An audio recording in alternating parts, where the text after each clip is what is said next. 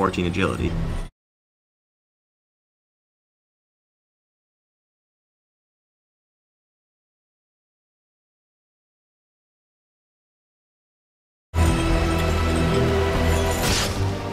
Let him go. Probably a little bit too far. That is a concern with Pudge. Stuck in the brambles now. Skylark is going to look to cut him off. Dude, Pudge 0 armor is rather slow even with boots. Of course, balanced around Rot entirely, but kind of gets messed up here. And now, take a pretty long trip back. He doesn't have that much regen. But touch up on what you were just talking about, the slow-paced lineup from the Pudge team. It's pretty difficult, right, to hold your lanes, and you have Magnus in one lane, and then a Medusa in the other. Like, who's really meant to make the most, especially from bottom row? Might go down, but the body blocks. Got in front, faded. Gonna save his friendly Shadow Demon. Unfortunately, SD tried to go for that bounty rune and was unsuccessful. So, takes a lot of damage, and he too has to shoot through a good amount of the regen. So I guess tit for tat going on to these safe lanes. Bounty runes, I think we're actually, yeah, slightly won by Geek Fam there. But Gamers only got the one. Awkward. Lanes are always an issue when you're playing with the line meant to just sit there and hold high, especially when you have a lifesteal tiny. Pretty much the lane counter for this hero. Do you think this is this a Radiance game for Lifestealer? Or do you go for like that single target base? So the single target base is better at ending the game, but against Magnus and of course the Medusa still needs to sit there and commit. I don't think you can afford to. Then Shadow Demon can just disrupt you. I'm not sure. Joel's gonna get his wounds opened up one more time. This time he does have the disruption still available. Save himself a little bit of health there.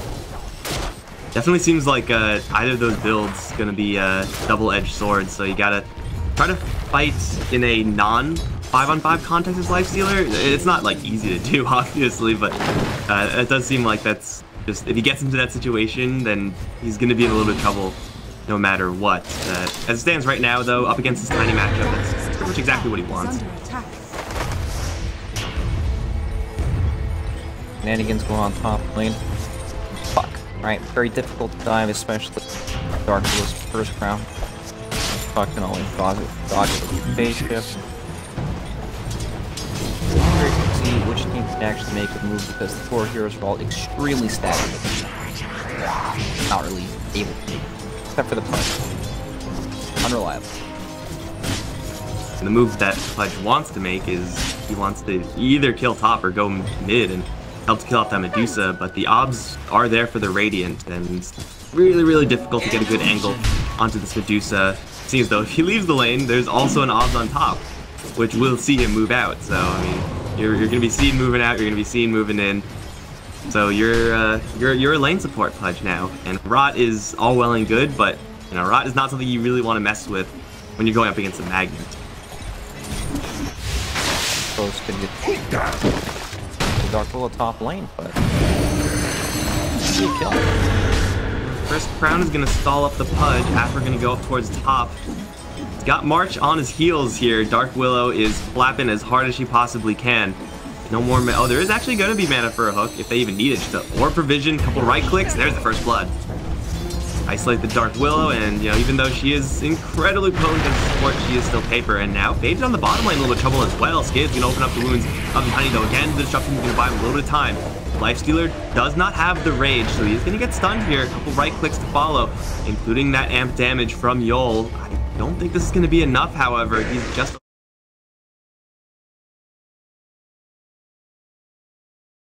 free.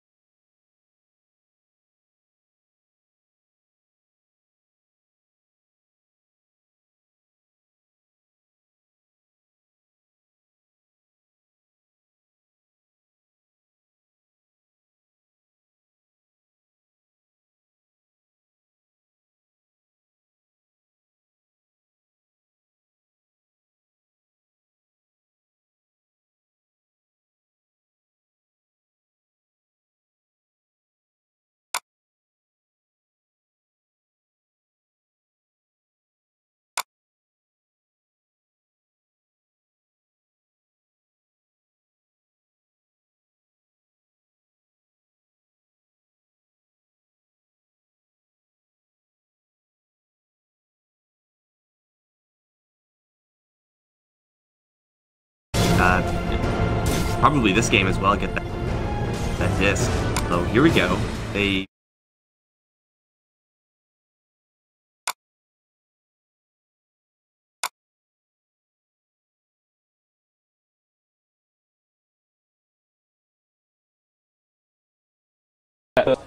yes, total shots 23, conversion rate of about 30%.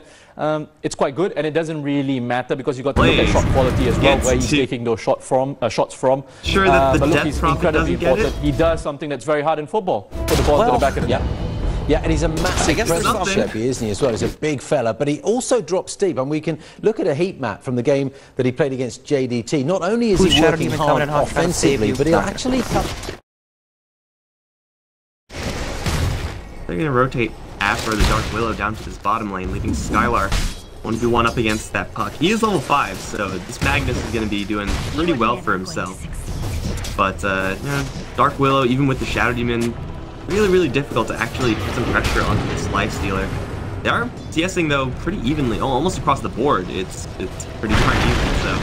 And again, these support rotations seem to be pretty difficult, although Pudge has already made one. He's got the rotation lined up on bottom. There are no vision wards in the area for the Radiant here. They're actually completely off with that scan also. They don't even expect this. Oh, the read. Blind up the hill into the Bounty Rune. Immediately Shadow Realm TP. Because you could do that, and that's balanced. But, you know, Pudge has got this Willow's number, it seems. That was pretty cool. Goes for that Pudge with the haste from down bottom, looking for Tiny, but they're actually going to find him. He is. Going to walk right into him. Tiny was pretty much dead to begin with. A couple of right clicks, can't escape the rot, can't escape the haste. You know, Pudge is immobile, but once you get the haste rune, Skylark on top lane got coiled, actually.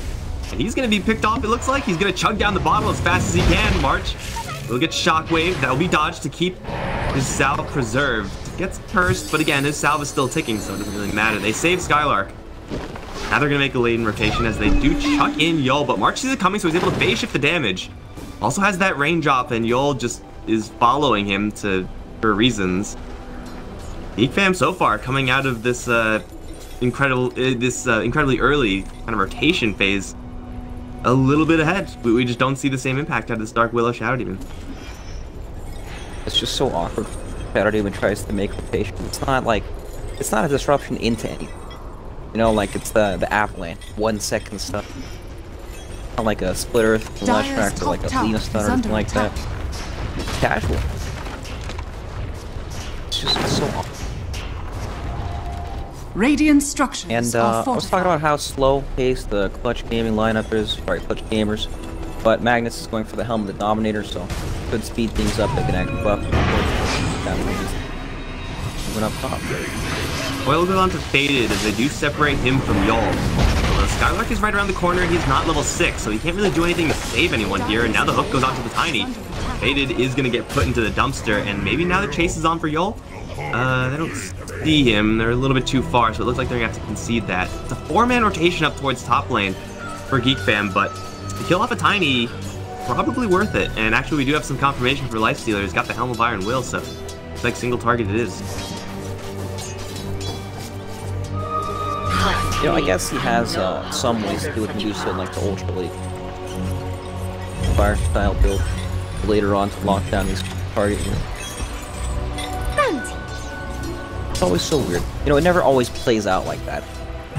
Silence on Medusa, or you kill heroes in the back, poke kind of.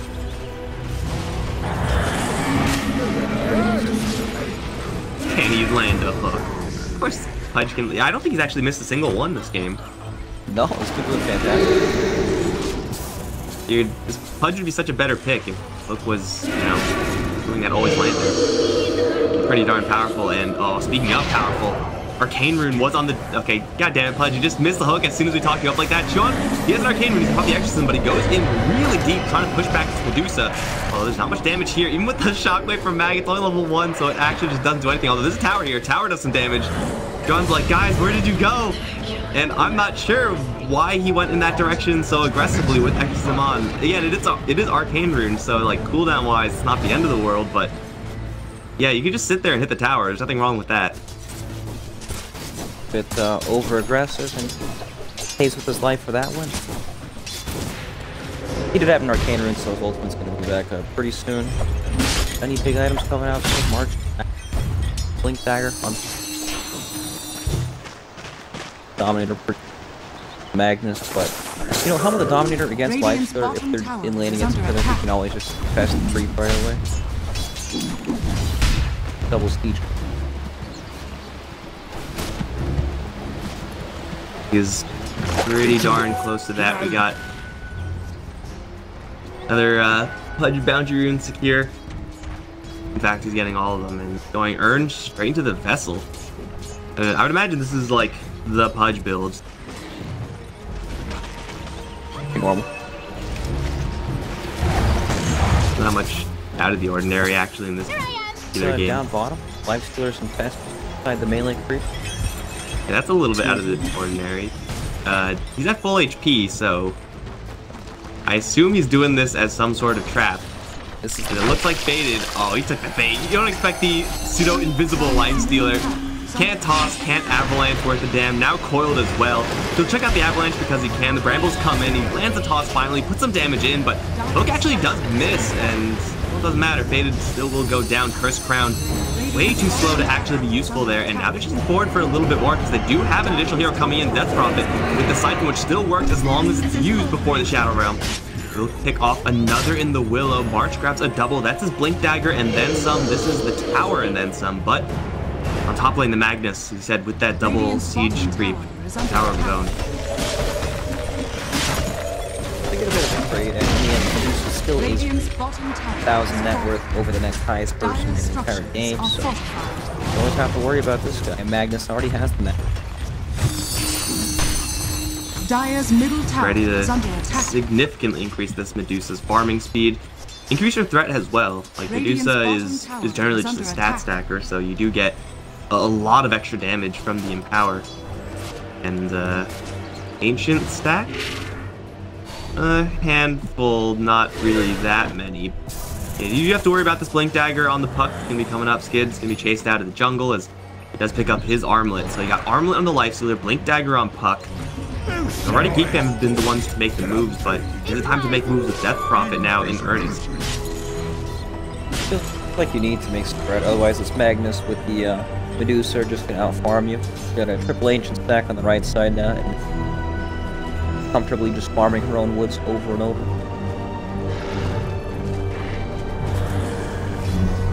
Does have only 2 into the Mana Shield, and there is a very, very dangerous threat right around the corner. Fortunately for him, it looks like Yol might be the one to take the beating. Anyone at all. Kings are out. They do drop a sentry. Oh, they're gonna try to debate with the Medusa illusion. It is. Don't do it, Geek Fam. Don't do it. March. Oh, he's still not spotted, I don't think. Okay, they know something's up, and now he's spotted. I think they see each other. They're just gonna bail out. Meantime, they're just going to charge in towards Chuan over in the mid lane. DP's got drums, though, and with the coil coming in from behind, lands into 2. Skylark is going to skewer out, and that's going to snap it. They do lose Afro immediately. So I guess Skylark will escape. That is coiled down for the Dark Willow. That's perfectly reasonable for Geek Fam. They are, however, here with 5. Fletcher only here with 4. Top lane is being pushed by the Tiny, so time is ticking here for Geek Fam. Dire's top tower is under attack. Steal the stack? Do they get a kill? Big rotation for not much. At least they do spot the stack. They get some vision down there. They're actually taking some of it. But Radiant's bottom tower is under attack. I don't know, the game's in such a weird spot. Like, Geek Fam, they're trying to apply some pressure, but you can't really dive this Medusa with Magnus just sitting there. Tiny's free farming.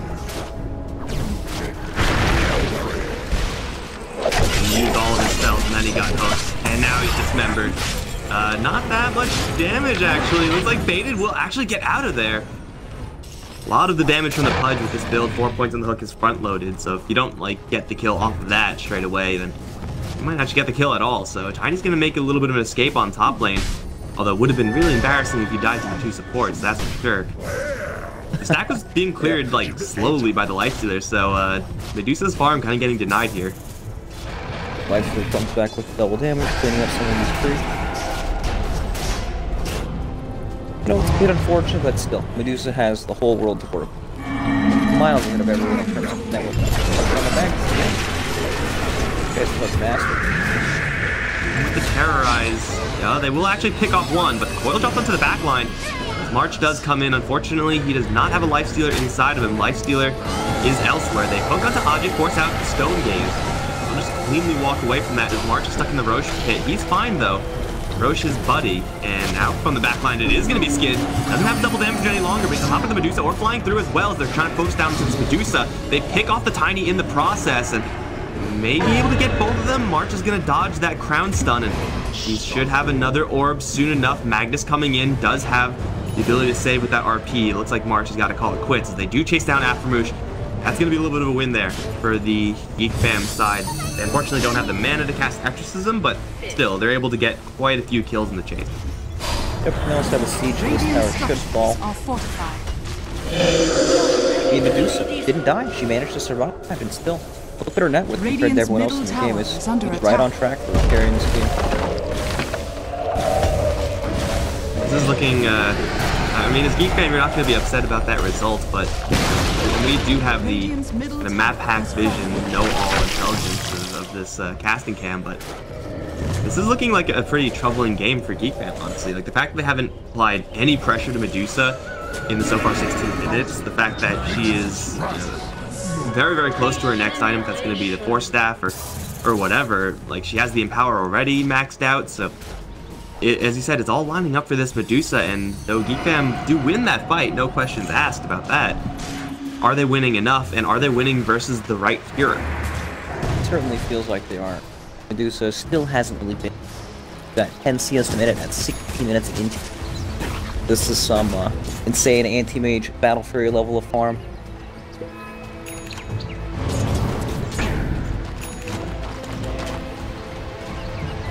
Even though Faded has really, really rough game. Damn, 0-4-0. And he will just now smoke over an Observer Ward. He does still have the Shadow Blade.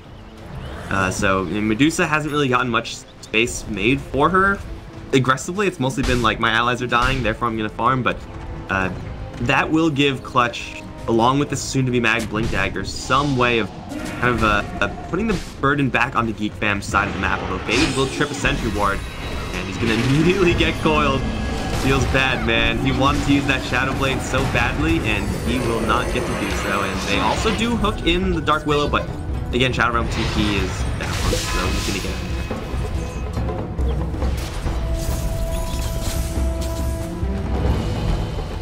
Alright, well, that's very unfortunate. Alright, they go to smoke, get a deep ward out in the enemy jungle so they can keep on farming the map, but Pam Sentry immediately. Spidey senses tingling a bit, and they pick up some nice kill. Stuff from Geek, got a 3k gold lead, but the really accelerated bro. So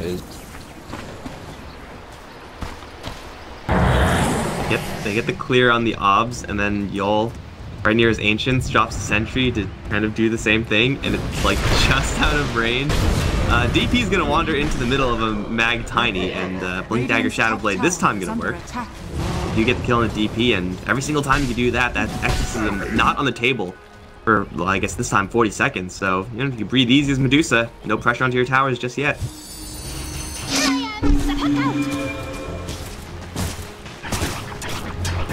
Isn't it weird? In this game, it feels like if Clutch get one kill, it means so much. You know, it's more time for Medusa to keep on farming for all these heroes to split push and get their lanes out, but Geek fam get a kill, it feels like it doesn't really mean much, but they're not in a position to actually get significant power damage off the back of these kills. It's just kind of like, oh, we got a kill, we can push these waves in, and they're gonna... It's like they're not setting themselves up to actually take advantage. Kills, they're not able to control the map at all. Tiny can still free farm the top side of the map.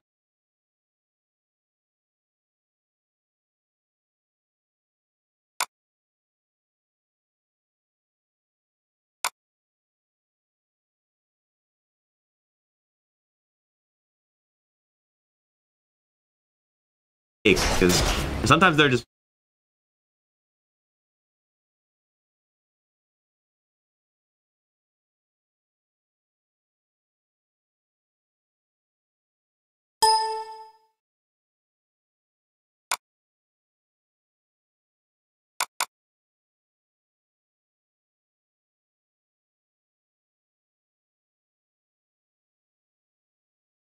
they actually get this? Does Mag... He's got has no RP for 20.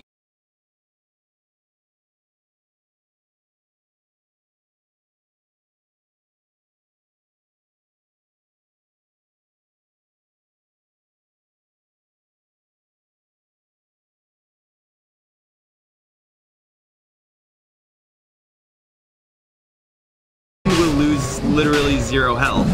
Skylark, he does have another RP. Those being zoned away currently by the Winter Wyvern. They do hook up and grab the Tiny, but I'm not sure if Pudge can actually deal with him by himself. He's going to try us. He's going to charge right in. Arcuno and onto everyone with the curse ground onto all of them as well. And I'm just going to start clawing through them with the split shot. It's a double kill. It's 3 down in total. Who got the Aegis? Audrey got the Aegis as well, and that is Clutch Gamers living up to their name, chasing after the last. Can't quite find March because it's a puck. But goddamn, that's the RP. That's the combo you're looking for. Man. You know, that's the thing, right? You can go into the Roshan pit, force a fight like that, but there's just such good Roshan defense from Clutch, right? You have the Terrorize, tons of AoE in the pit, and of course Medusa. He just walks in front of the extra. He's not afraid to know. If he has the Hurricane Pike, so he can always get out of trouble, or just a bait like that. Cameron is such a tough position, even though it's only a 1,000. Dire's structures are fortified. All that gold in the lead is on the right hero, and all the skewer to toss combo one more time for the road. There goes the Winter Wyvern. Hooks fishing, but Medusa, as you said, just does not care at all. She got the double life, obviously, 4 staff. I think only the 1 on herself, but you could not ask for a better team fight there from Clutch, and now as Geek fam, now things get even worse. Like, you use pretty much everything for that Roshan play. You don't get the Aegis, you don't get Jack in the kill department, and they're right back into the same game state, except just with less. Medusa was already unkillable. Now she's double. How do you kill something that's unkillable twice? Yeah. Dude, she's getting very close to that level 20 talent as well. So just a little bit of extra mana. Radiant's bottom tower is under attack. It's not a huge amount compared to her current 1,000. Are fortified. This is looking pretty rough, man. I'm just like trying to think. Geek fam, like, they get the tower. Tier 2, it was pretty much dead to begin with, and that's great, but there's no item that will suddenly get them out of this. The Lifestealer still doesn't even have an S and Y. His farm has pretty much ceased. Like, there are no items that they could pick up and be like, yeah, we're good. Like, if they all found BKBs, even then, like, that's not actually going to do much of against Clutch. Really troubling when it's like, well, what's the next item that's going to do something for them? And it's just the next item. It's the item after that item. It feels like it might have an impact, right? Like, you need Sanj and Yasha on Lifestealer plus another item. Another item on EP as well. Top tower is under attack. Pudge gonna find the Dark Willow, but who found who here? He's just gonna jump into the Shadow Amulet, and he's gonna die, and then so will his ally Puck. They got sentries for days. They are ready for that, and that's just another 2 kills. Were those killing sprees also? I'm a little bit surprised at that. I guess they didn't get many kills to begin with, but that is a hell of a lot of gold. And I have Scotty in the bag for the Medusa. Level 18, so Stone Gaze is just an absolute brick wall for the Lifestealer. Pretty much literally, and still has the Aegis for a little bit of time. They have eyes onto the Winter Wyvern. Don't go in there, Winter Wyvern's a bad idea. Gotta clear the wave. Dire's bottom tower is under attack. Radiant's No Blink Dagger on the Tiny there. I guess they're getting something on top lane.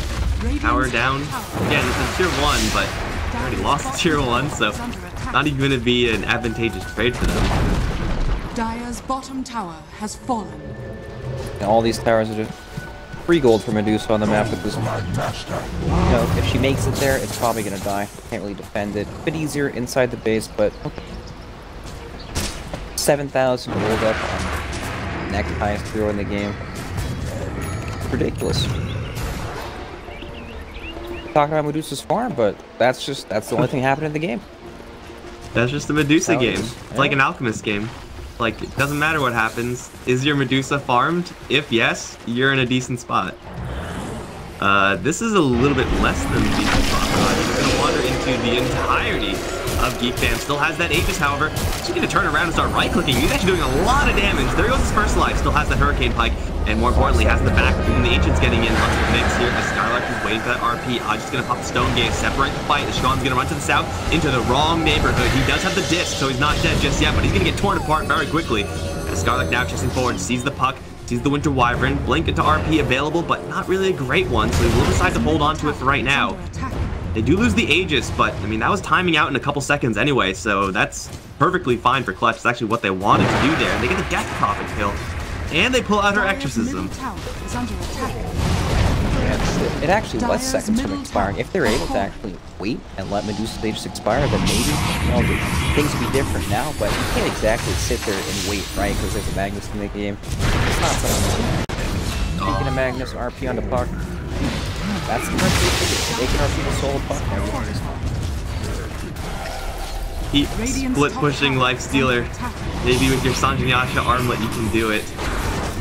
I'm doubtful. Now we get to see the power of the kind of later game Shadow Demon. Whereas ordinarily before, he didn't really do anything, except for a couple saves early on, which were okay. Now he gets to make clones of Medusa. And I have Sky Medusa with Butterfly next. Oh, great Yule Scepter. Queued it up on Skylark, and now the Dismember back, Skylark, he's gonna get the Force Staff out, get imprisoned, and with the back away from Beta, just smash the Winter Wyvern. Skylark's gonna steer away from the Siphon, and safety. Eye of Scotty just destroying this Life Stealer. He's supposed to be fast because of the SNY, but that's not true. The get back is called, and with one Rax wealthier, it looks like Clutch. They've got this game, it seems like on lock. Like, what can Geek Fam actually do? They need more heroes, man. They need more heroes. They need, like, find gold on the floor. Like, they need to disconnect. It's starting to look like that stage. They need the power outage. That's what they need. But, you know, Medusa walked up a hill into 4 heroes and she lost Aegis. Maybe she'll do that a few more times and lose her 5. It could happen. Definitely not out of the question. I wish I was paying attention as to whether or not she had level 20 at the time, because she does now. So a lot of extra survivability on the Medusa, even the evasion, which I guess isn't huge in this game, but she does more damage now with this Butterfly.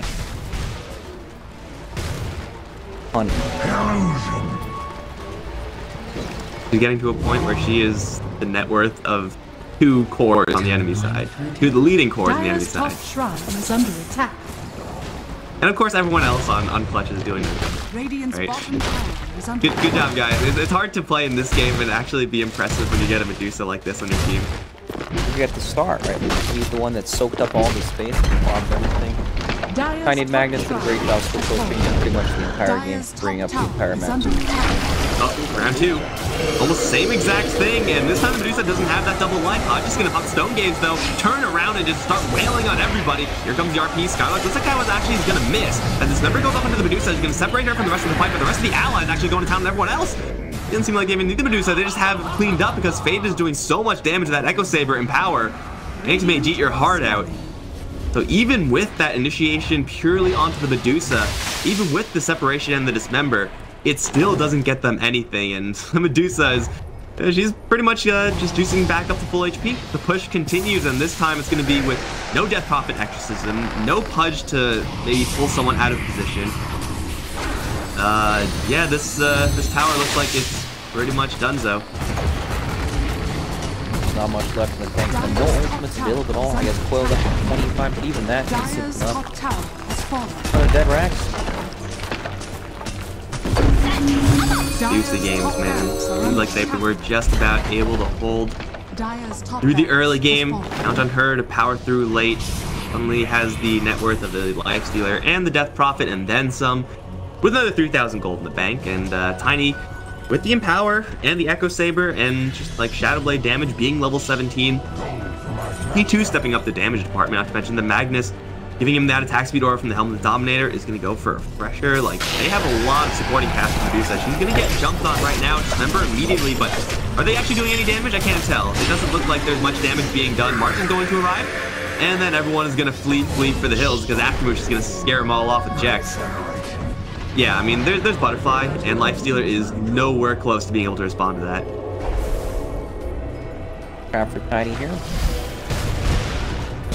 Run into the Winter Wyvern, and March Skid will run into Skylark. He is gonna force that out though, and there's no True Sight. Shadow Blade looking pretty good. Oh no, don't do it, Faded. Oh, looks like Yo comes in with the save. Seized by Fury, the Tiny turns on his ally, and maybe they get the Courier. March is still behind them, but Puck doesn't have the coil still, so I mean, best case scenario, he gets a Courier here. Hope-de-doo. The best thing Puck can do in this situation is just look for the creep wave so he can just blow him up instantly. It's got no shield. Oh, he missed! Radiant's courier has Only been one. killed. It's the slow illusion death. It's hard to do anything to these illusions. I mean, what can you really do? You're just gonna sit there, keep the tower, impatient. Do so. But I'm not really sure if that's the hook that he wanted. He does have the Shadow Blade, so he's not gonna die for that. Small consolation, of course. Like, he can land all the hooks that he wants. Medusa probably won't care all that much. Hook this time gonna be a little bit off. He can keep making these clones, and it's not costing him, I think. So he's just gonna power right through. He actually does have a double damage rune. He's gonna charge right in towards Faded and then just get chunked down. Though he's putting a lot of damage to this Tiny himself.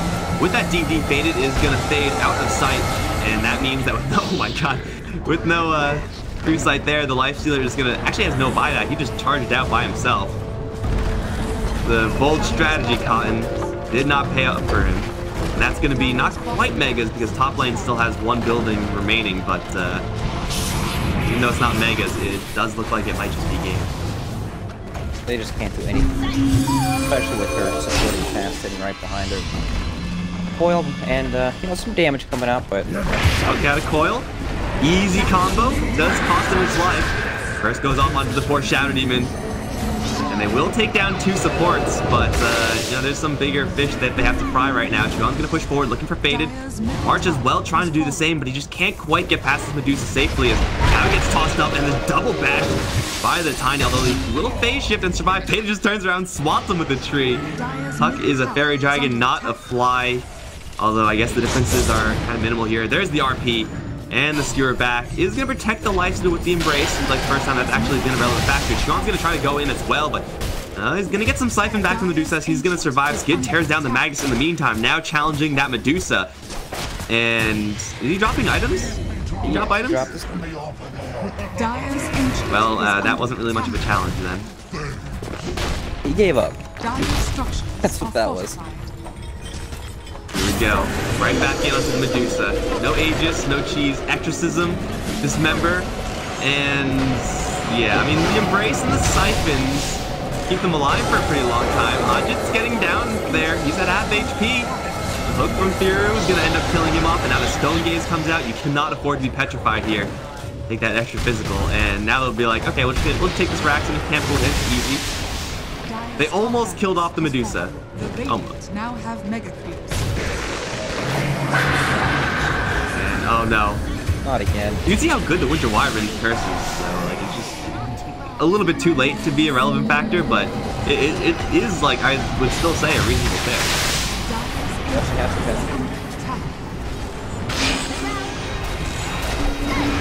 Tiny gonna, oh my god, Tiny has a heart. I don't think I've like ever seen Tiny get heart. It's always like AC survivability. Yeah, it always feels like Dirty has 3,000 health on top of the, no matter what items he gets anyways. Yeah, that's Dave Medusa. They managed to get through the early game with the Shadow Demon support. I mean, he honestly didn't have to do it, right? Medusa was off to a fantastic start of free farming. Magnus had a pretty decent start as well. He got a Dominator and ended up taking the tier 1 Terra top lane by himself 10 minutes. EFAM just couldn't have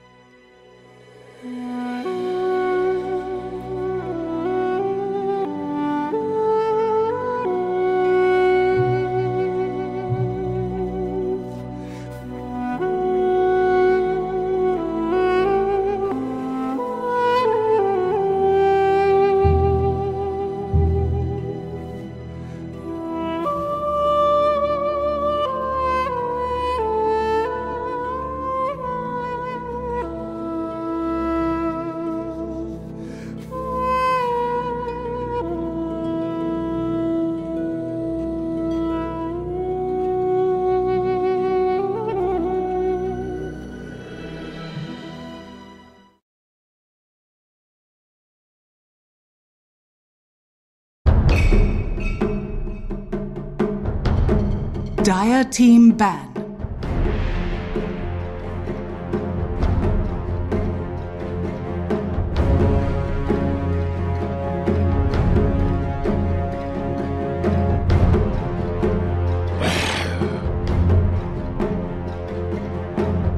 Dire team ban. Radiant team ban. Radiant team ban. Guys, and welcome back to the Super Major. We got Clutch, we got Geek Fam, and we have some good dotes ahead. Guys, already Clutch gamers have one game. All for points. Every single win is 1 point. So, you know, winning 2, winning 1, I mean, just 2 points versus 1 point, I suppose. We'll see what's going to happen in this second game. Mike Loris, Scott Brax here as well. And we may have some issues on the Twitch side, on Twitch's side, not my fault. So you guys can always watch this on Dota2 if you guys can hear me, in fact, which may not be the case. But dude, game 1, Medusa game from Clutch, they were able to stall out. Do you think Geek Fam have to overhaul their drafting style, or was that just an execution kind of misplay? 5 seconds remaining. Dire team pick.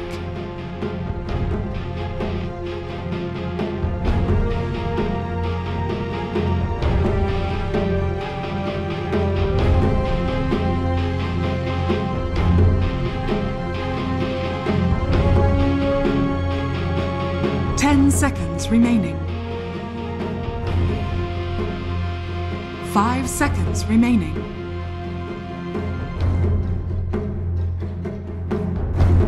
Radiant team pick.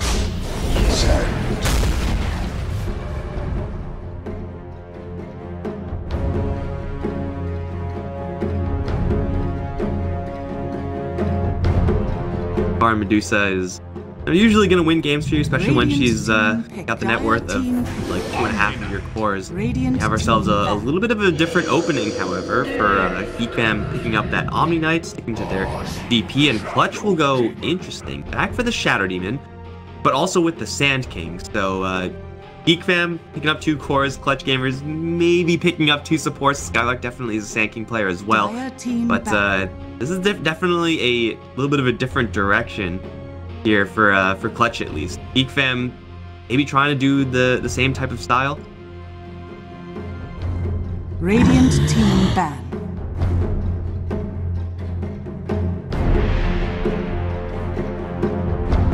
Dire team ban.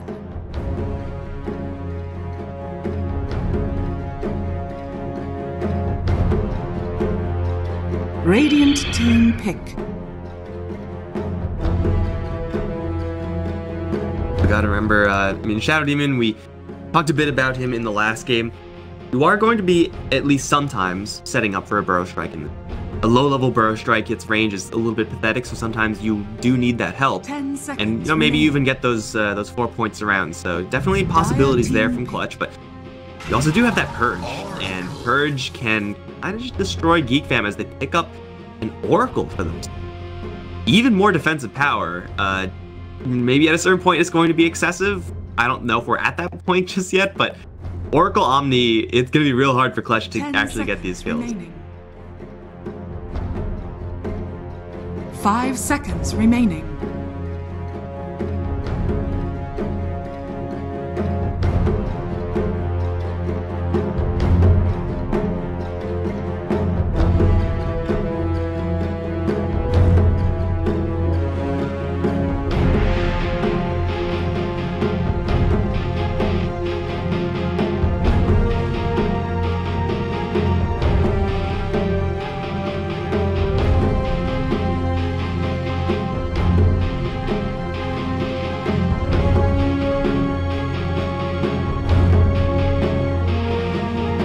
Watch out for Geek Fam's secondary support. Oracle is one of these heroes, kind of like the Shadow Demon, who has kind of limited offensive power unless he's with certain other heroes. Like if you're able to actually get in there with Fortune's End on like an Earth Speed or something like that, you can be really, really powerful. But you know, we'll see what they want. They are a Spirit Breaker team, Geek Fam, so it's gonna be that. But you said it, Clutch Gamers try to avoid that team fight. I don't think there's a hero that avoids team fight more than Nature's Prophet. 10 seconds remaining. 5 seconds remaining. Dire team pick. Spirit Breaker. Oracle Spirit Breaker as their support duo. Pretty sure we're still in 2018. Spirit Breaker Death Prophet, Spirit Breaker Omni Knight, Spirit Breaker Oracle, like these combos are all like real threats. The problem is that Spirit Breaker just as a hero is so front loaded in what he does. Like you land the charge and then you're tanky.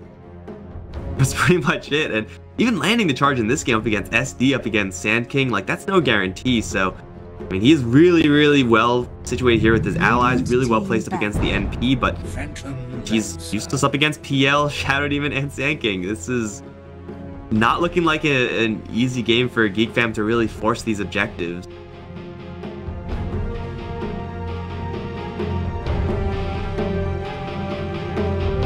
Seconds remaining. 5 seconds remaining.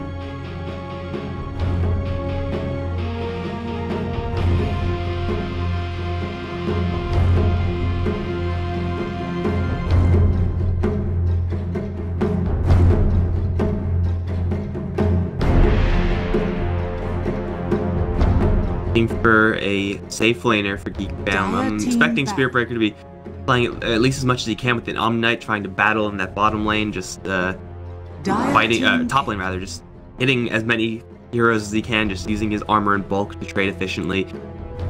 Geek fam, I don't know, they do need a decent amount of AoE clearing. They would like a little bit of catch.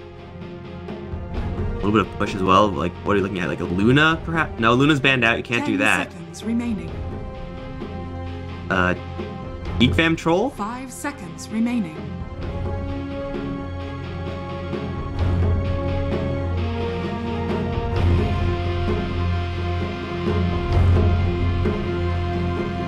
Is Sven at all a hero? Like, ever?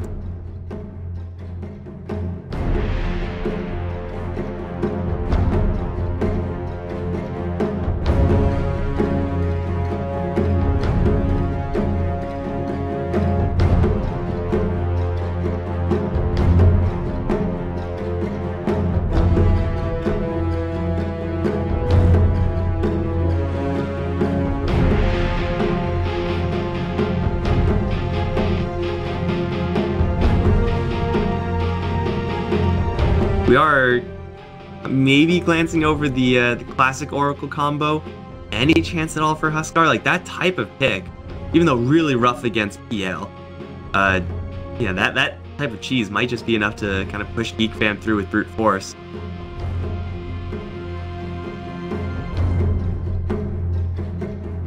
Radiant team pick. Visage.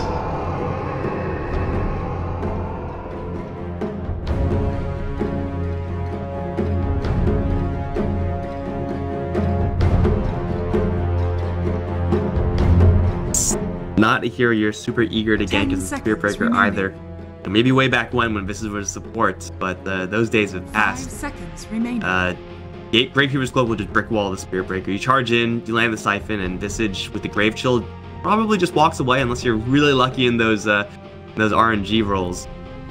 Clutch gamers get the Visage, a little bit of pushing power of their own, but here that's really, really tanky. The Geek fam don't really have the tools to deal with. They'll go for Leshrac, actually.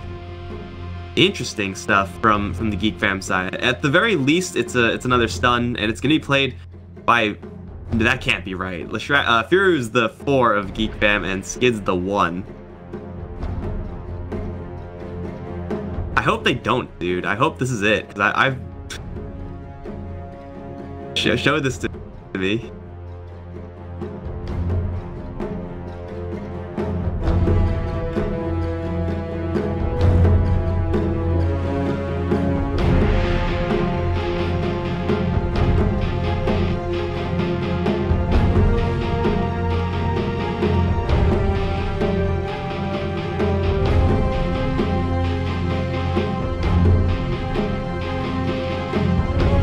Looks like they are making a couple of swaps there, so that's a little bit sad. I was hoping for something a little bit out of the box there from Geek fam, but will most likely just be a core Leshrac, and if you're playing the Spirit Breaker, and no surprise, that is how it's going to land.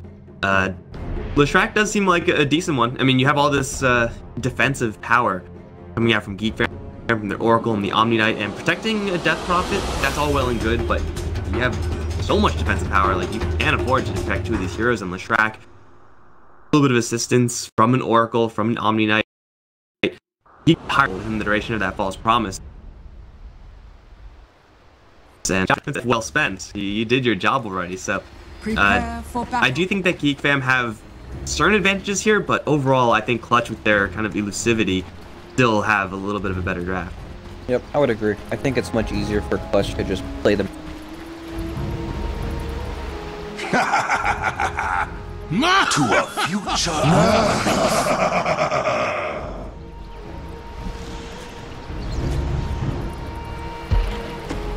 But yeah, you know, it always depends, right? It's Omni Knight, all strong coming laner, together. especially when you pair them up with Spirit Breaker, they can always take over and combo, especially up Shadow Demon. Shadow Demon PL. Normally a combo when you push that 20-30 minute mark. In the early stages, this isn't really a combo that you're really satisfied with as far as locking down a lane is concerned.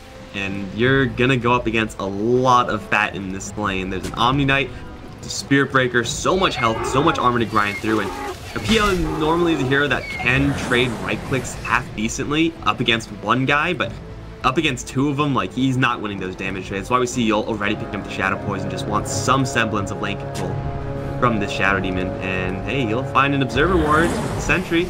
Not a bad start over in bot lane. In the meantime, they get the Burrow Strike over onto Skid. Brance in the way. This Leshrac early levels kind of paper and will take quite a bit of damage, but it looks like overall it'll just be a 2-2 rune split. Just a couple of bangs and bruises on both sides.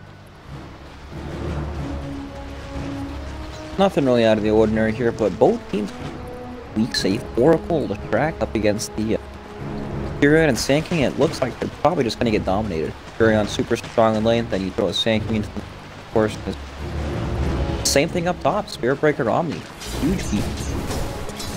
Shadow Demon. Gonna be a tough lane for both of these two teams, and I'm not really sure if this can even get to a point where one of these teams is like, screw it, I'm leaving, we're gonna shuffle up these lanes somehow. I don't really see how that would be done with these heroes. Yeah, Track isn't gonna move out. Oracle goes towards top lane. Is that even a kill? I don't think it is.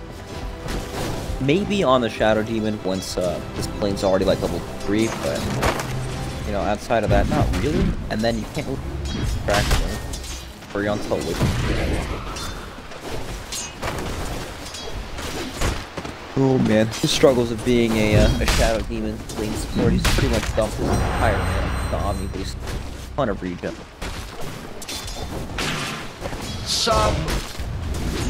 He's sitting here waiting to die. That's what's going on. Well, Yul was making the picks, and he's the one who picked Shadow Demon for himself to play, so he knew what he was getting into. This was his own doing. But in the meantime, over in bottom land, we have expected a little bit of a gross mismatch here CS-wise. Over in mid, there is a lot of denying going on here.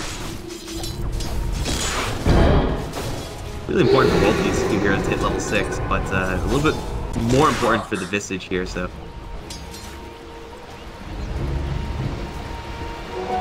Double damage from the top of the purple beats me. Unaware, you're so close to being able to scout, but down bottom, got the root into the splitter. Super low. Right click down. 1 second, Sand King leaves the lane. They immediately jump on him and able to land that split earth. Lightning Strike do get very low cooldown on that one. So it's gonna be the Nature's Prophet to fall.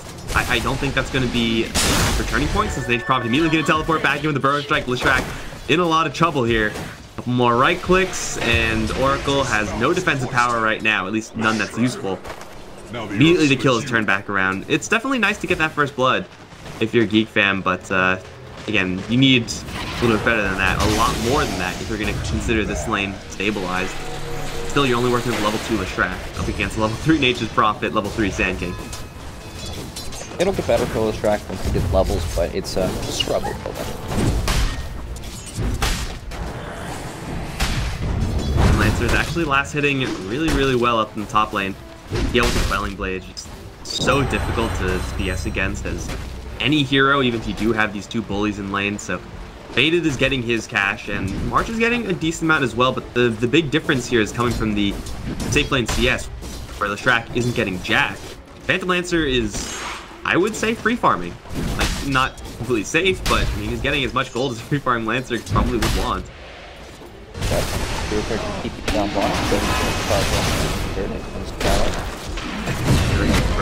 Scarlet's gonna fall. Charge goes off onto Aftermoosh now, as Skid does have another salvo of spells. Gets Burrow Struck. Aftermoosh trying to race. Can't quite get it though. And actually with the creeps attacking him still, they will get him afterwards. Though they do kill off the Leshrac, but do lose 2, and they're gonna dissolve this top lane, which means that the Phantom Lancer is gonna have an even easier time moving forward. I don't know, I mean, maybe level 3 Spirit Breaker, it's time to move around, but it seems like it's only versus the Nature's Prophet where that's at all truly viable. Yeah, it's funny, it's like the only hero they can banished but too close to his power, and there's a taste Oracle. A lot of damage. Sean actually just swarmed there. That would have been a 10 Shadow Demon. Purifying Flames is definitely, as a nuke, very easy to underestimate. Skylark, once again, charged up, but this time the Sand King is here, I guess. Saw that here. He scares them off. Saves. Intimidation. Well, they tried.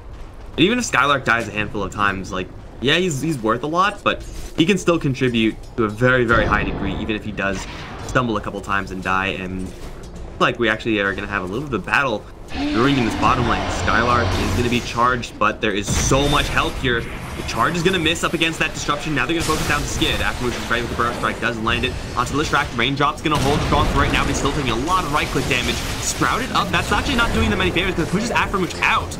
Now Skid's still on the run. With the charges going to Skylark, he's just going to get 2-shot. Treants will surround and kill off the Listrak. And now Yol is stuck in a corner right now with no mana to speak of.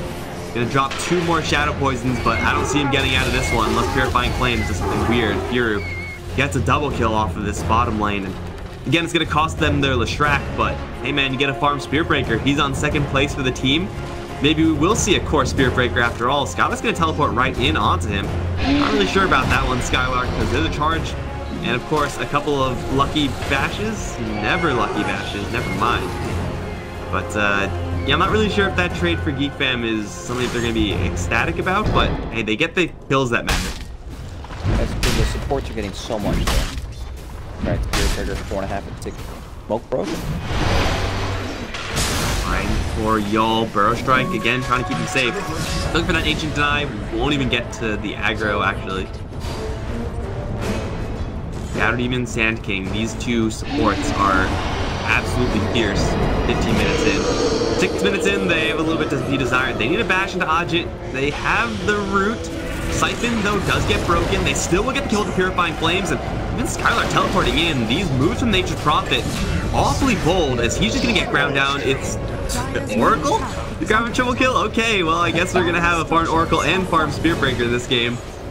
Skylark's rotations, that's a little bit too much. And holy crap, the Visage's net worth now compared to the DP. What the hell happened in this lane? It's out of control at this point, but you know, thankfully Visage, once he gets to level 6, then he can really start to perform like a real hero. He's a weird one. His early game is so weak, but his level 6 is incredibly strong. Always a struggle. You could point at Soul Assumption as well. Is not standard. Yeah, I see a lot of players skip it. Usually doesn't do anything. Perhaps he thought he could actually get a kill or something rotation with up top. Roll. Might be dead again. He's going to try to debate with an illusion. Does not work at all, though Afterwatch is coming in. They cannot catch up to this Spirit Breaker. He's going to charge right through him. We'll get out to safety. At least Skylark doesn't rotate in towards that one. Only a lost cause to begin with. So Clutch, having now essentially lost this mid lane because Ajit is so far behind. Nature's Prophet suiciding one too many times off of a couple of weird plays. Suddenly seems like this PL might be the only one who's having a reasonable time. And I guess PL can win you a game, but he definitely needs a lot more farm than this over a long period of time. And his allies kind of just dying in the meantime. Skid's going to try to Pulse Nova Aftermooch. He's going to get really close to the kill, but he can't quite get it. Tries to turn around, but the stuns come in just in time, although the Oracle also comes in just in time. Here comes Skylark teleporting in. Skid's going to prep up with the canceled Split Earth. He does still land in the end, dumps the rest of his mana pool into Skylark, and Skylark, for like the 5th time in a row, is going to teleport into a situation where he is just outclassed. He's going to get picked off, so Skid does get his kill at the end of the day. There's just havoc all over the place. March going to get chased down over in top lane. Does have a purification with the Soul Ring. Does do a lot of damage to Yol. Here comes the charge in. It's onto the Shadow Demon. Firu is in there with the Power Treads. Gets the kill. Takes up level 6. Nether Strike onto Faded. Can't dodge that one. Doppelgang now up. We'll probably get him to safety, but dude, this is some real Spirit Breaker action right here. He's level 6. He is going absolutely everywhere. He's going ham. He's basically a core, right? Look at this network, same as the Omni Knight. Even Oracle almost matching the supports on Geek Fam have gotten so much. Kills everywhere. Level 6 at 9 minutes on 4 positions. Insane. is looking a little bit like game 1. The big difference is that Clutch have Phantom Lancer instead of Medusa, who is by no means a weak hero if he's suddenly turbo farmed, but just doesn't have that same unkillability that the Medusa has, and even his supporting crew is a little bit less direct. They're very, very split push heavy with pretty much non-existent team fights, so not a great combination if Geek Fam are able to squash this split push with the Spirit Breaker. If Spirit Breaker was the net worth of Sand King and kind of a lower level, then this would be kind of okay, but clearly he's not. He's going to force a Burrow Strike out from Aftermotion. Doesn't actually have Dust, though. Can't get the kill if he wanted to. Yeah, so even though Phantom Lancer is extremely farmed, the Visage's current position in the game is quite worrying. Just finished his come with a Dominator, which, it's not bad since he skipped boots and then clearly lacking comparison. False Promise comes in, saves him a lot of health damage, and will get healed up quite a bit by those Purifying Flames. Suddenly, topped out, turns around, kills off the Sand King. Skylark is going to hide in the trees, role-playing Nature Prophet. In the meantime, they charge in towards mid lane. Yul's going to fall. Another 2 kills, and there is no exorcism on this DP, so I'm not sure if they can do anything substantial here, but just kills for kills' sake, keeping these Clutch heroes down, saving their own heroes. Sometimes you don't need much more than that.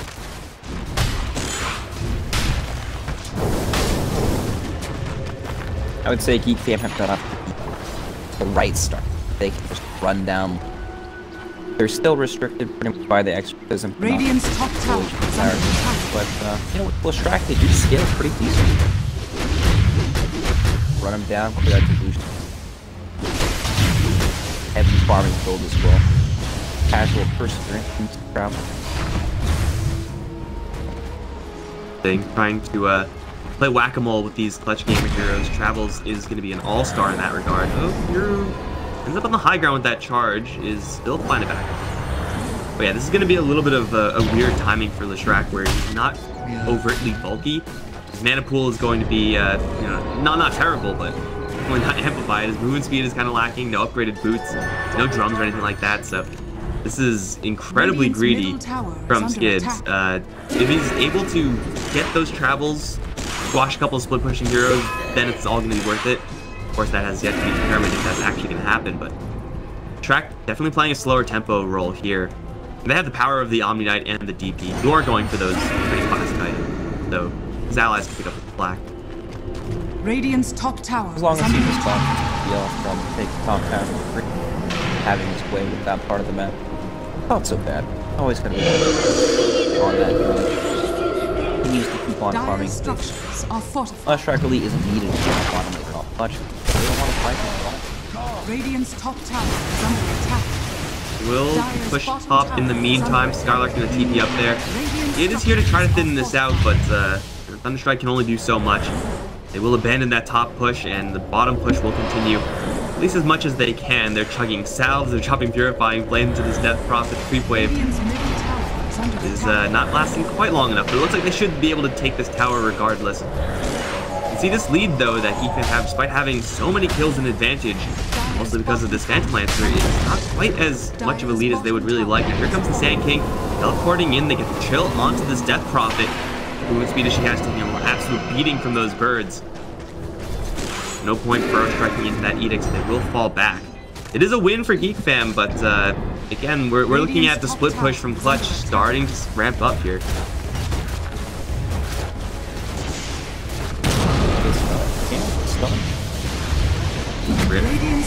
Gets the tower. Maybe worth. As long as PL's not dying, it's still really good. PL is that diffuser big. He will get to that scary point of the game. The passing March finds goal on that side of the map. But yeah, PL super difficult to deal with, right? Middle tower is under attack. Dire's structures are fortified. March and Oli in the meantime able to jack up that mid not PL, the Shadow Demon. Put some extra damage into this tower. Omni at this point, phased and drums is very difficult to deal with, just movement speed-wise, let alone durability-wise. Scarlet's gonna jump in onto the Oracle. False Promise onto himself will be just fine as Spirit Breaker is charging right through that. He's like, F that. Now he's gonna get a turn around and try to help out a little bit. Purification onto the Oracle, and it will pretty much break even there.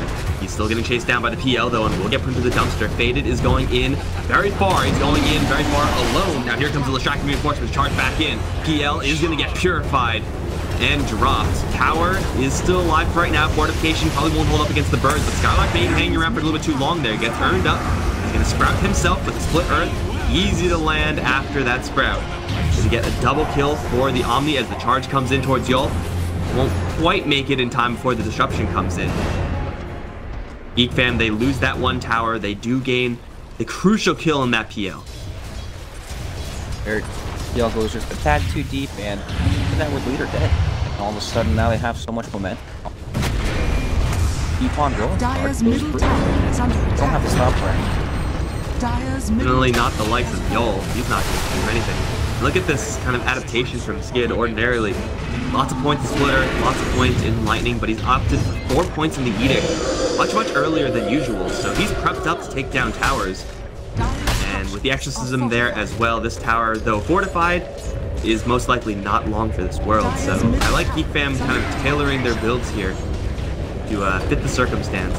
Leshrac also going to ditch the travel. He's going to go for a little more of a classic Leshrac. Yep. They have an overwhelming amount of push team fight on the side of Geek fam. All they really need to do is get themselves to the next objective. There's the thing. Like, heal, yeah, he's really strong for all these spells. Radiant's bottom tower is under attack. Have his Diffusal Blade. He's working on those bigger items, but his supports are, I mean, I say support, but his friendly heroes that are supposed to be supporting him, not quite there yet. Skylark is looking for some pretty heavy action of his own. He's going to go for that Orchid, as Visage is doing pretty much normal Visage stuff. Solar Crest, Helm of the Dominator, nothing too out of the ordinary there, but being behind as Visage, not able to get really much in the way of kills to recover. It is a slow game for the Visage. He definitely has to wait for his opportunity. We'll find March with the Diffusal Blade. Some serious damage onto that Omni Knight. He does have an Oracle behind him.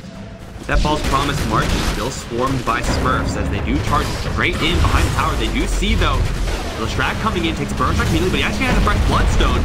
Even though the Epicenter charged up, does some damage, it's not going to do nearly enough, and now they've isolated two on the side, as Spear once again is going to drive them back. Chuan's going to dash in as well. Familiars are overhead. Sprout is going to stall at the Spirit Breaker for a couple seconds. Spade is going to isolate and kill off March.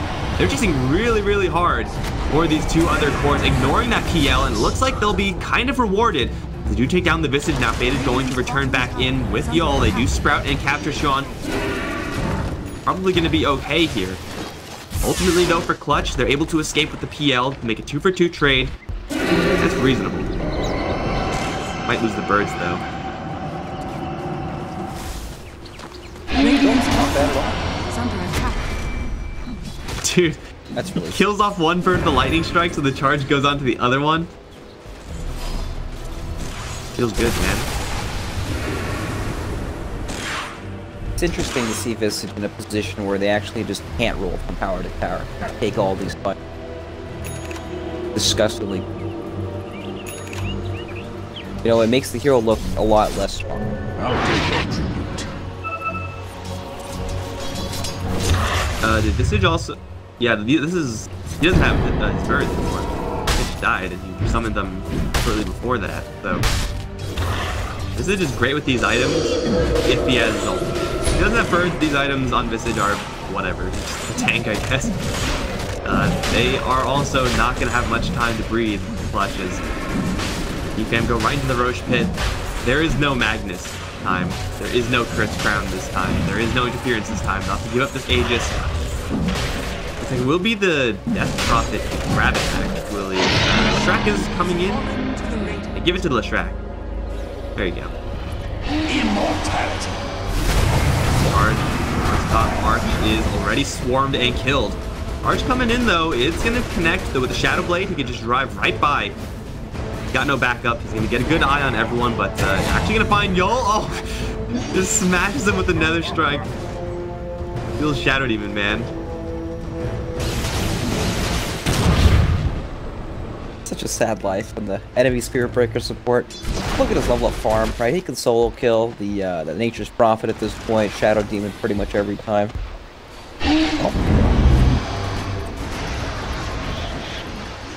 Radiant's bottom Going tower for a freaking is under Massive Madness.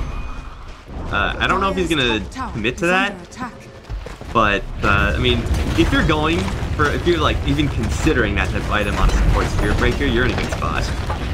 Yep, definitely. Farm is. That left right now is gonna get chilled, Burrow Struck, but the Bloodstone charges, and of course that immediate False Promise is gonna be A-okay. He's back up full HP. They're gonna get into the back line though with Phantom Lancer. Untouched, gonna shred the Oracle and Skid now. He's gonna lose his first life.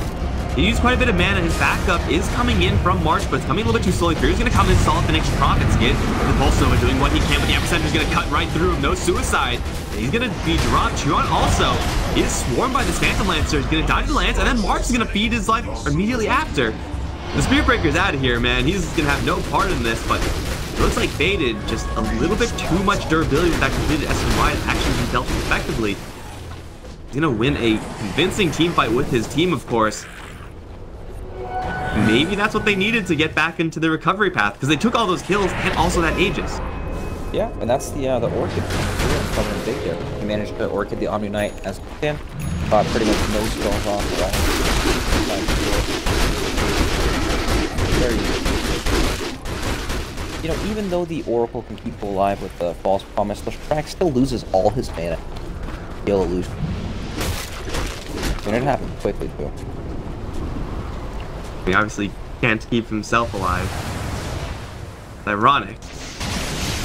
Google memes. Okay, this kid's gonna get jumped on one more time. Oh my god, yeah, he's just gonna pop himself. He's dead, and oh no. Oracle, he's gonna die as well. Charge is coming in from like bottom lane, somewhere irrelevant. Okay, well, I mean, Spirit Breaker can do a lot, but when you're in these full-scale team fights, if you're not actively stunning the Phantom Lancer, really tough to play SB. So all of a sudden that lead Geek Fam had that they expect to have with this 10 kill lead and 1 power lead, that's gone, man. We're working with an even game at this point, and it's gonna be Phantom Lancer #1 hero that they have to try to deal with. He looks pretty difficult to deal with in this team fight. Get the air for the ball. Radiant's top tower. Hell, turn around with the charge. Put Earthline on the Nature's Prophet as well. Skylark needs it in prison. Will get saved for a couple seconds, but Phantom Lancer's already out of here. In fact, everyone's trying to piece out in different directions. The old TPing out. Oh no, not the Shadow Demon. He didn't deserve this. He's gonna get dropped. He dumps his entire payload into the Oracle. Not really gonna do anything of significance there. Everyone else should be fine. A little bit of a turnaround there from Geek Fam, able to protect their Leshrac with that repel. Certainly something that hasn't happened in the recent cold fight. And so Geek Fam, they have so much building damage that all it really takes is for them to win one engagement. Base use the Exorcism, use the Edict, protect each other, and yeah, even if they're behind in Network Warfare, it appears that they can't win fights. That's all it takes. One small pickoff, one little moment of breathing room. Pretty good here. The Epicenter lands squarely onto 2 heroes, does a lot of good damage from afterwards. They're focusing onto this Death Prophet, but the GA comes in with the False Promise as well, and suddenly there's literal no damage coming out from the Clutch Gamers side. They've got to run away. They've already lost the Sand King. He's going to be forced to buy back. Hero's going to kind of get caught in the back line. Heal drop as well, as they do get the Monoturge onto Skid. The Stomps of the Familiars, the Burrow Strike, they get the kill there. And push forward for more. Skylark following the Moths. He's gonna sprout up blind, finds an Oracle Burrow Strike. He actually has it on cooldown right now. They find March in the corner. He'll try to TP out, and it looks like with that repel will be Burrow Strike proof. Do take a decent fight there, Clutch. Only losing that Sand King. Yes, he was forced to buy out, which is expensive for him. Great for the Visage, man. Gets a ton of gold, and oh my god, his Ags is like pretty much completed. Small price to pay to hold your base and win a team fight up against the Exorcist and very nice of it. It's so difficult to actually end like that with teams. And when they always have the buyback ready, you actually get gold when you buy back kills. You have to be so cautious about, especially on a hero like Sand King that keeps you back in, going through those fight, he can get theirs. Now stalking the DP. Thought earlier she was really easily dealt with until the defensive support came in. So like physical durability wise, not irrelevant because she has the Solar Crest and she's going to go for Shiva's Guard next. Both absolute all-stars up against PL, but still is definitely a hero that generally is considered pretty tanky, and in this game is perhaps not quite as tanky. It really does require Omni Knight and Oracle to be in the right place and to not get hit with that Orchid from that NP. Not to mention any other stray stuns they have flying around. Speaking of NP. Fear Breaker with Mask of Madness. Cancel. Pretty sure you could do that if there wasn't a Sand King. Yeah, that's Nice. Turns out Sand King is has invisibility. Who knew?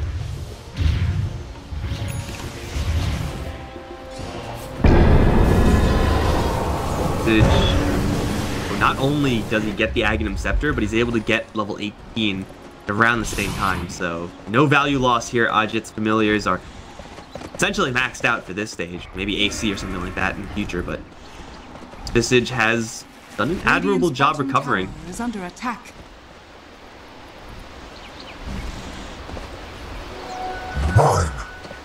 But again, damn, they're just making a play for this position. There is a cliff available. Tower's already at 400 or 540. Radiant's bottom tower is under King attack. has no TP, so Clutch, they gotta scramble back right now. They'll fortify and will hold for a little bit up against the Edict, but will do nothing up against the Moths of that DP. Now gonna go for the melee racks. Damning that will heal, so they're committing pretty heavily right now, and from the back line, it is gonna be a random Centaur to half HP before really anyone commits. Those spells being thrown out to try to thin out this Smurf board. Is Sean still in the back? Oh, he's gonna get hit with the epicenter, although the immediate false promise comes in. He's gonna be safe for a little while longer, but Oli's in a lot of trouble now. He's gonna be surrounded as Sean is still taking a lot of damage. I'm not even sure if he's gonna heal off of this because the Fan Lancer is running rampant. He is actually gonna get a full heal, so maybe not, but PL, he's on the run now. Burrow Strike to cancel the charge and get PL out of there. Maybe some time to heal up in the background. The birds are just tearing apart absolutely everyone. Do once again buy back with support, but it's not really a terribly huge cost. It is only a 2 for 2, however, as March will leave not quite enough damage. This defensive power of Geek Fam, once again, holding strong. Man, PL spent the whole fight hitting the Death Prophet with false promise on her the entire time. And she did a DD, but it still did absolutely no damage at all. So I guess now he realizes, well, I probably shouldn't ever hit her. PL has a heart, so it's super easy to weave in and out of fights. Doppelganger. I mean, there's just no real way to go. Right, Geek Fam, they're working on a Radiance on Omni Knight, which will help a lot with PL, and I guess Leshrac almost has guards, but tools to deal with the... I don't know, he's getting so tanky that, like, even though they're buying items to help survive up against this, like, he's building items so he can outlast Guardian Angel, Hell, Promise, and then problematic. To the impurities. They're racing against the clock. They're like, oh, maybe not. The Leshrac is going to get false promised, and probably is fine, although Yoel's going to drop a Purge on him, does have that disruption as well. First of all, scouting with the poisons, is going to get repelled. Still takes a pretty big hit from that false promise, but does survive. Fury's going to come in from the back. Not a huge commitment there, as they do catch a Sprout and Tron with a nice Burrow Strike from Approuch. They're going to pop the Shrine in, though. This is really risky, but they lost the Death Prophet, and now they're charging forward with all the Smurfs in the world. Sprout once again is there, catches two. The Burrow Strike catching them as well. That's March surrounded and dropped. Fear once again is out of there. But man, those Sprouts in the right place. The divide and conquer in that particular fight from Clutch, absolutely perfect. Keeping the heroes away from one another. There was no GA. The false promise was used very, very early. That's what Clutch have to do if they want to win these team fights. And immediately we see Skylark teleporting towards the top lane, already getting to work on that tower. The rest of his allies will follow up shortly. There are buybacks here, but with only 20 seconds of respawn timer, not really sure if they want to spend that gold. If they don't, it will be a tower at least to fall. With birds in the air, they will shred these buildings, and there goes your melee racks top, and everyone's going to piece on out of there. That's a resounding win for Clutch. The seeds of fortune. Huge.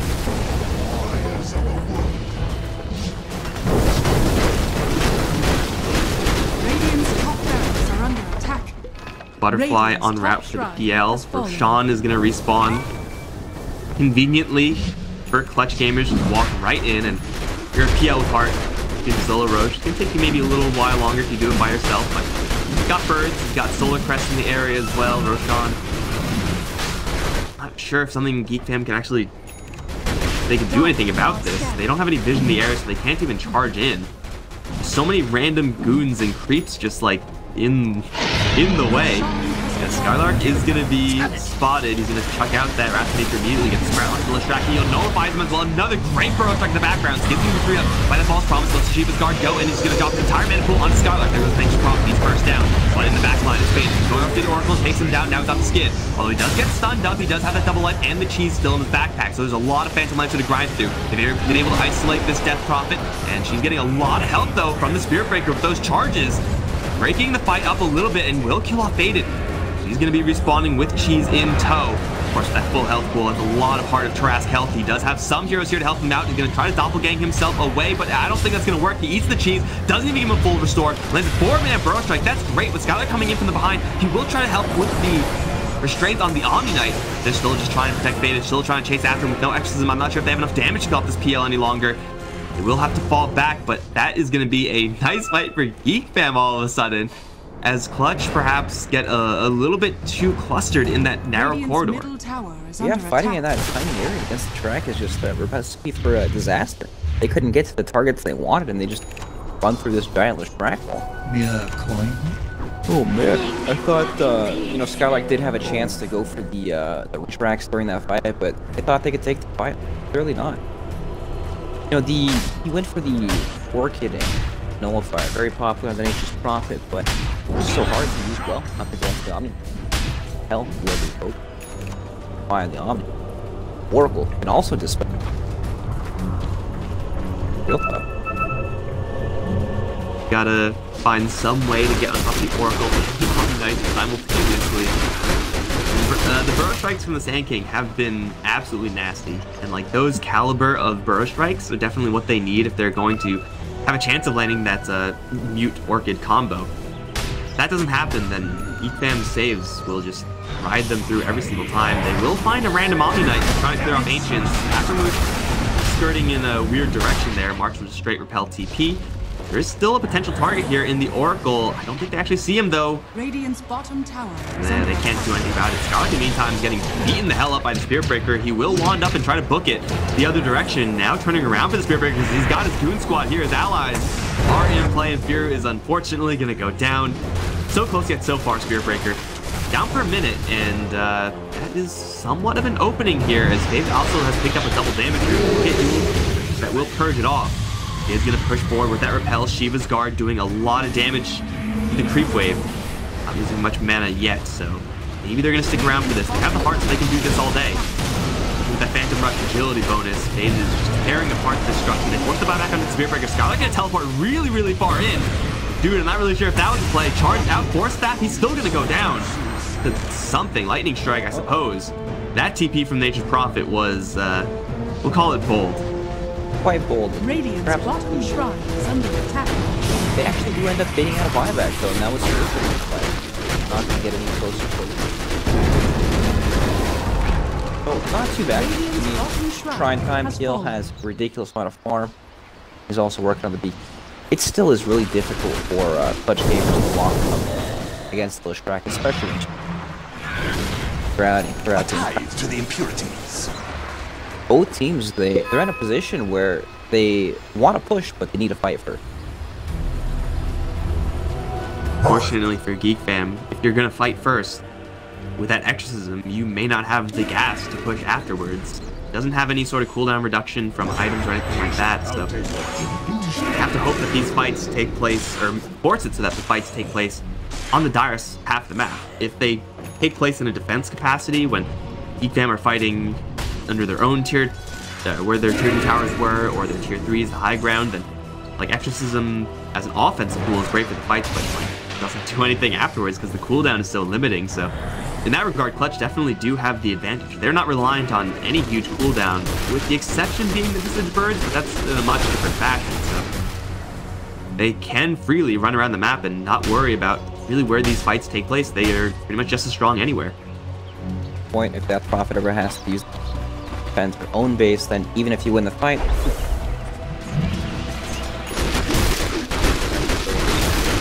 yeah, Gamer's still keeping the pressure up, pushing out both these side lanes while keeping the market down. I don't think they can just casually walk up to the high. Both teams need to pick off desperate. It is going to be spotted here, but a little bit too far to aggressively go. Have picked up the Radiance on the Omni Knight, and we kind of glanced over it, but March, a long time ago, did pick up this Hand of Midas, a very long time ago. The net worth-wise, he's third, which is insane for an Omni Knight, and this is definitely the type of hero that, with this extra gold, can not only do quite a bit defensively, as we've already seen, but to stick around longer with that Radiance. You know, that type of damage isn't going to be killing off Phantom Lance or anytime soon, but that mischance definitely will add up when you're talking about the Phantom Lancer, we're talking about the Nature's Prophet. He's a very persistent hero, but again, I'm not really sure if they have the threat to really leverage that. From his perspective, he's still mega farm. It's a step in the right direction, right? All they need to do is tank up against this Phantom Lancer. He's going to hit his peak where he doesn't really deal enough damage to kill these heroes that are super farm-like.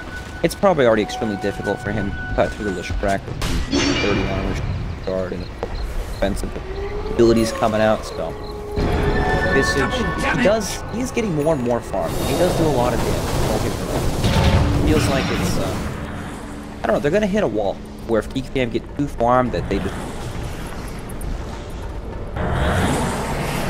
Visage, like looking at his build right now, they're very kind of cheap, cost-effective items, the Solar Crest, the Helm of the Dominator, hard items to actually replace on Visage.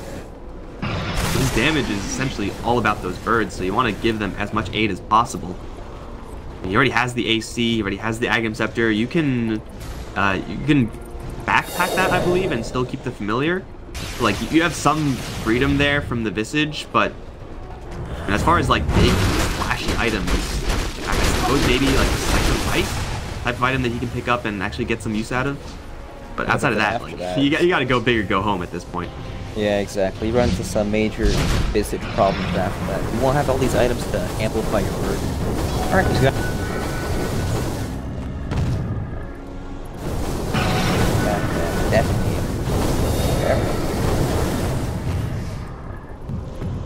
Mini crits, getting the accuracy. Kind of matters, actually, up against the Radiance, up against the Solar Crest.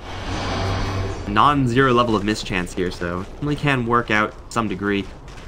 Skylark is picking up a couple items himself. Definitely not farming as quickly as a Nature's Prophet can because of that Spear Breaker, but he's still got a long ways to go. So the kind of side cores of the Clutch Gamer side definitely do have a lot of room for improvement. On the Geek Fam side, they are kind of getting up there. Death Prophet still has a couple item slots to replace. Lashrak has a Ring of Aquila, which he definitely wants to replace, but man, he is pretty swole right now. 2,300 health, an absolute ton of armor. Still level 25 talent to pick up as well. The Octarine too, he gets tankier in these fights. So. Game's not bad at all for Geek. PL looked unstoppable in a lot of these fights, but next fight might not be the same. You know, PL does not deal the most damage compared to Octarine. He's gonna go for a Bloodthorn himself. If the Nature's Prophet was able to get a Bloodthorn some way for NP to amplify the Phantom Lancer's damage, that would be definitely the type of item they need to kind of insta-kill heroes, or at least as close as they can with the crew. Doesn't seem like that's really going to be happening anytime soon. KB being picked up by the Spear Breaker, so we finally got enough money. Yeah, that's a huge one. Nothing to there. Locked down a...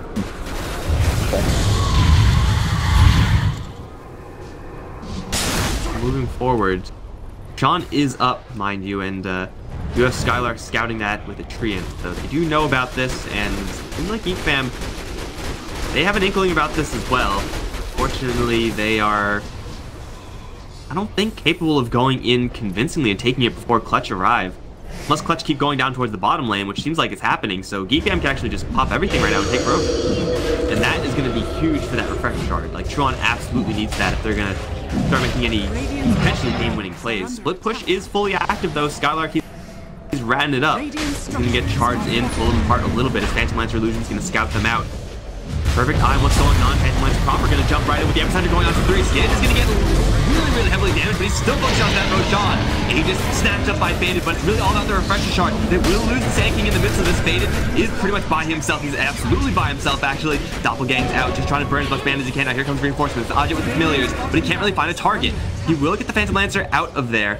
And it will be, where's the Refresh Shard? It's on the Omni-Knight, so it's in the clutches of the Radiant. They will separate, though, from Leshrac. He has the cheese. I don't think that's going to be used here, however, and he's going to drop. He has no buyback either. Just short of gold, 600. So that from Clutch got them bottom racks because Skylark is Nature's Prophet, and that's how Nature's Prophets roll. They get a couple of kills. They get the Aegis. A pretty nice win for Clutch, and with 2 heroes who don't have buyback, can they get megas here? They don't have another exorcism just yet, although he will eat the shard if he needs to. Fade is going to jump right in towards March with the Shiva's Dark Blast coming out from Chuan. He's doing what he can versus this Phantom Lancer, but he just doesn't have enough precision damage. Really doesn't have the exorcism. Now the Burst Strike comes in onto the Omni. He gets nullified as well. The Oracle's not able to help him out just yet. Just now picks up his false promise, but he's already dead, the Omni-Knight. He's going to be forced to buy back as the Death Prophet by himself. He's going to try to hold the line, but I don't think it's going to happen. Another Burst Strike coming in with the Phantom Lancer swarming in. Chuan with the Siphons pretty much taking no damage. So he will survive for a very long time, but he's not doing any damage, so it's like, who cares?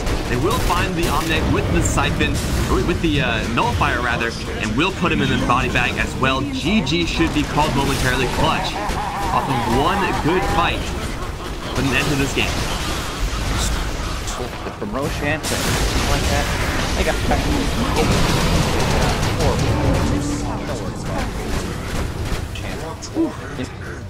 25 talent is amazing. Boostings, Doppelganger, CD, Outlast, things like this, Guardian Angel, that's well played. Really back and forth game. Very excited. Clutch Gamer.